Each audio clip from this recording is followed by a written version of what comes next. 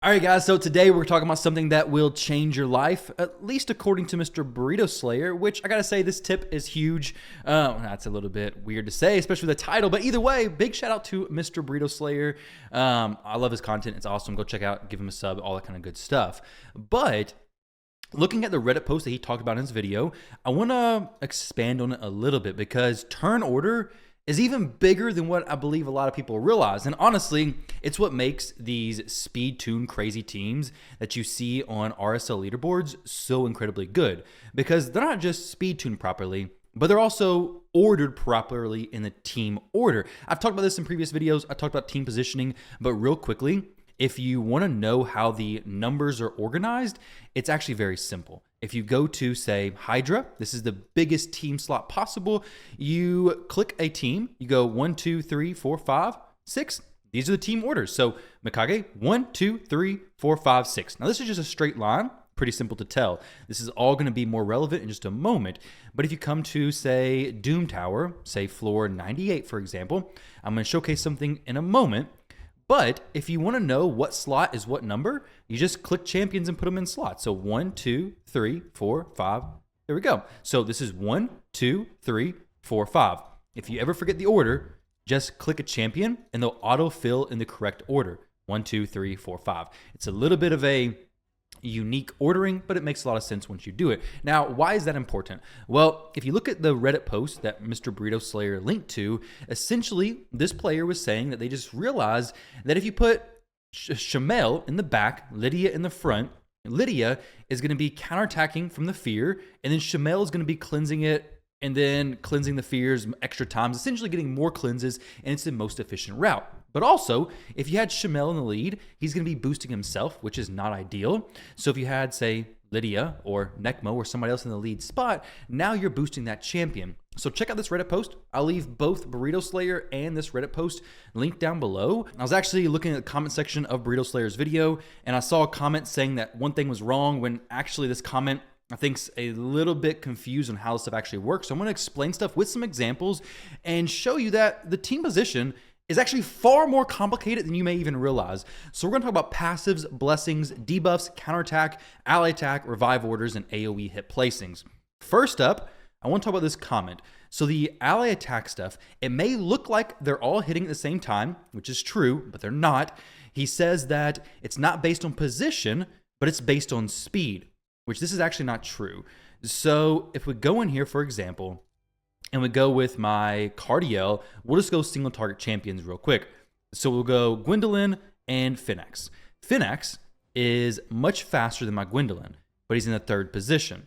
So what this player was saying is that the speed is going to be what determines who goes. Now, I could put him in the second spot, and he'll get a hit in before Gwendolyn, and you can see him run up. If I put him in the third spot, he's going to get a hit after Gwendolyn. So in the second spot, we'll test this out real quick. Let's see when he goes in for the hit. So we do the ally attack, turn to 1x speed. He will run up first and hit, and then Gwendolyn will come in. He got the hit, he got the kill, so Gwendolyn didn't even go in. Now, we'll show this with an AoE champion in just a moment as well. So we're going to edit the team, and this time we're going to take Cardiel, Gwendolyn, and Phoenix.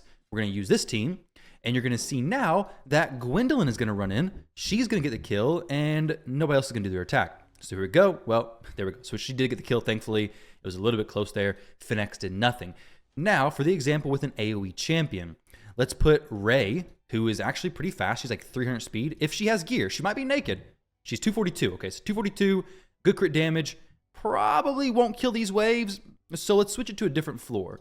The AoE attack is going to be going out to everybody, and doesn't matter what Phoenix's speed is, it's his position in line. If she kills everybody, then he's not going to do anything. So here, if she kills this Drake, then Phoenix is doing nothing. So Phoenix goes nowhere, he moves nowhere because she didn't kill a target. However, if I would have put Phoenix in that second position, he would have in fact hit that target. So I had to drop back to floor 52 because there were some issues with Cardiel killing the enemies. But what you're going to see here is a single target Phoenix champion, and he's going to be in the second team position. Now, I may be misunderstanding this comment, but it would seem like if the comment was correct, what they're saying is that it's based on speed and not position. So what should happen is Ray should do her AoE attack first, place decreased defense, and then Phoenix goes.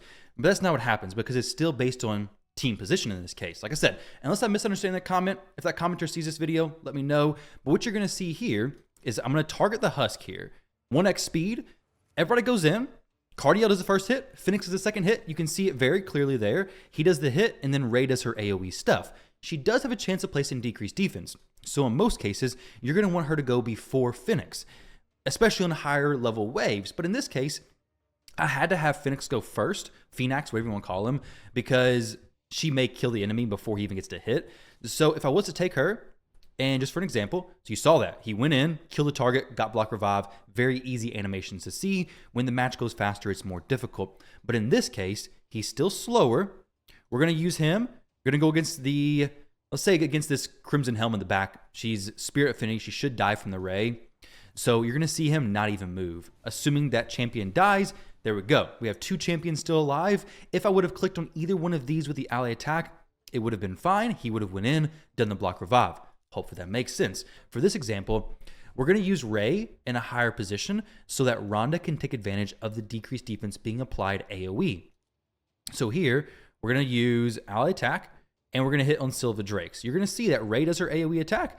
It may look a little bit weird because of the animations and stuff, but let's try this one more time. So we're going to use, again, Mikage, Ray, Rhonda.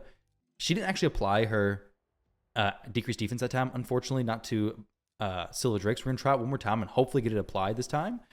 But, okay. Does it get it? Oh, she did. So 2,000, 16,000. 16,000 damage on Sylva Drakes. Rhonda is single target only. So pay attention to her damage. 18,000 damage from Rhonda. Now, we're going to do an example where Rhonda's in the first spot and Ray's in the second spot. Assuming Ray still places the decreased defense, this would be a perfect example of how things work. So she did 18,000 damage the previous time. You can see there, Rhonda does the hit beforehand. There was no decreased defense applied anyway, so it's not a great example. Rhonda also did 0 damage somehow. Not for sure how that works. I guess she didn't break the shield at all. Let's see if we place a decreased defense this time.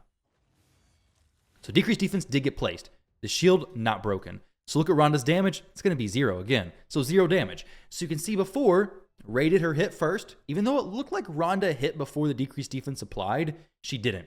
She hit after the decreased defense is applied, and she was actually able to do damage because Ray also broke the shield, which is fantastic. It means that your ally attack champions, your team orders, are super, super important. So now let's talk about passives. There are 3 champions who I want to showcase their passives. Krisk, Seeker, Godseeker also works, but Seeker the Bat. We're going to do Vogoth, and then we're going to do Sandlash Survivor. So all these champions work, and they each have passive that depend on their positioning in the team.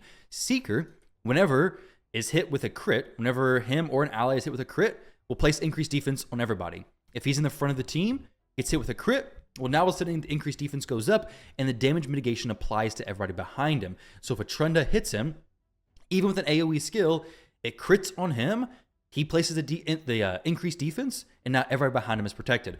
Krisk's passive has a chance of placing decreased attack and decreased defense on an attacker when he's hit. If he's in the back, Trunda, for example, does a nuke.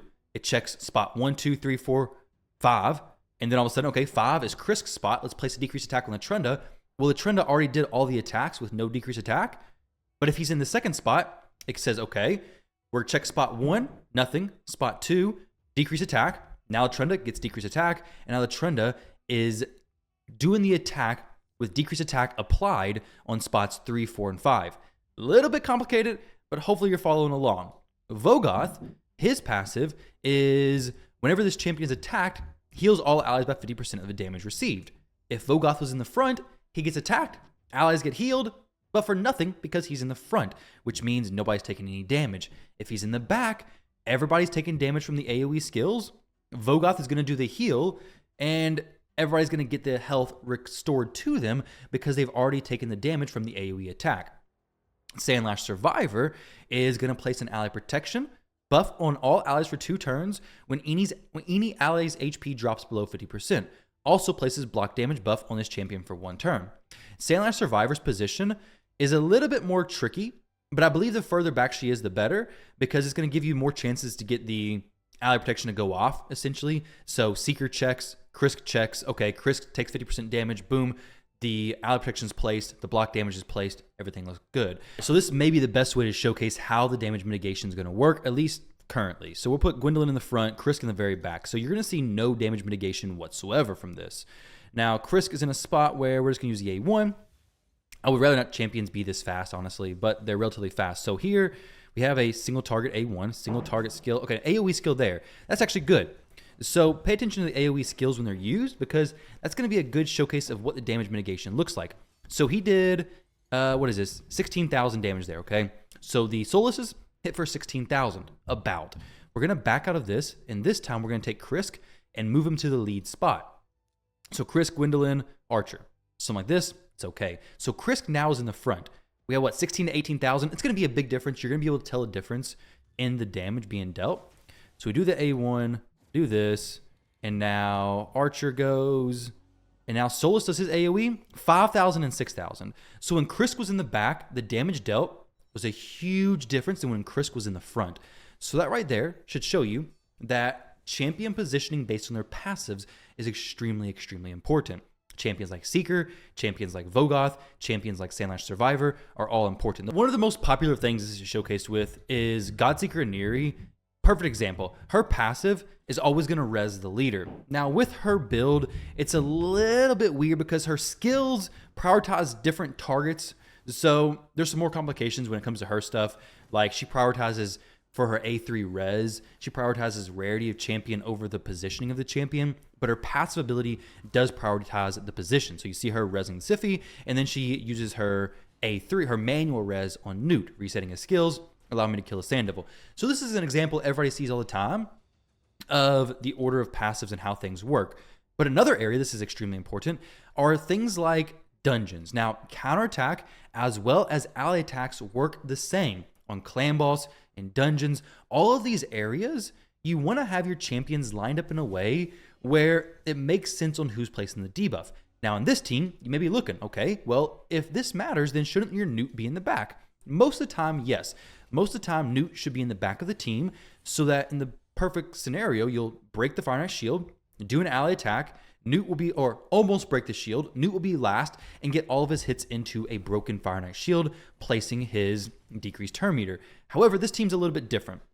So the reason why I have Newt in the first spot, and I believe I have some other champions towards this back spot, is just because of how I go about breaking the shield. I need the increased accuracy, and the shield hits are not going to be broken by the time I would use the skill anyways. So it's not relevant in this team, and he's also using his A3. So this team's tuned very differently, but if you were, say, using ally attack, it's best to have Martyr very close to the lead spot because she does the decreased defense, or if you have a champion doing decreased attack or decreased speed, but specifically decreased defense. That decreased defense, had it not been applied on Martyr's turn, but it was applied on, say, Padrick's ally attack, that means that Padrick, Kymar, and Gwendolyn are all going to benefit from the decreased attack being placed on the boss.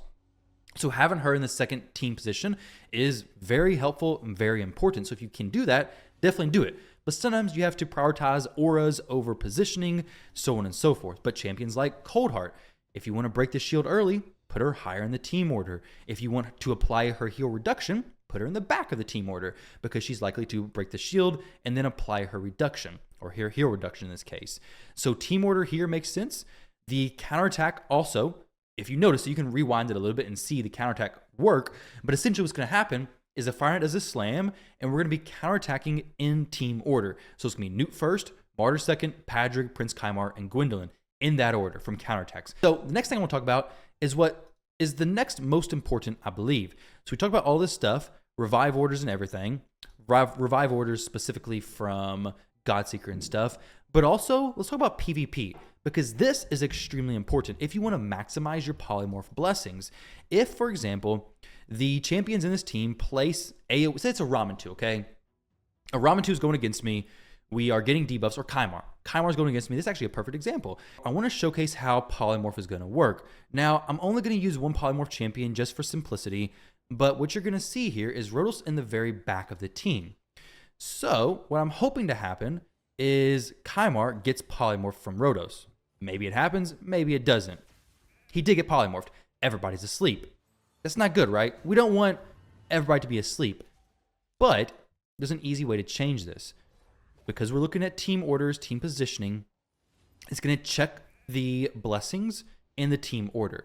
So now We already saw Ray and Ronda both get polymorphed, but now let's pay attention to what's happening here.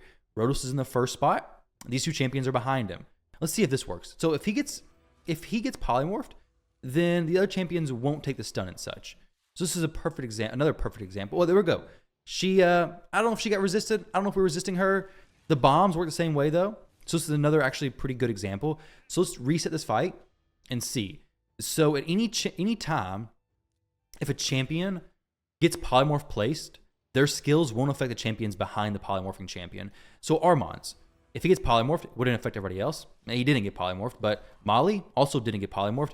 And Nishak did get polymorphed. And you can see here, the only champion taking bombs was Rhodos. So this is a perfect example. He essentially stopped these back champions from taking those debuffs because he was on polymorph and in the front of the team order.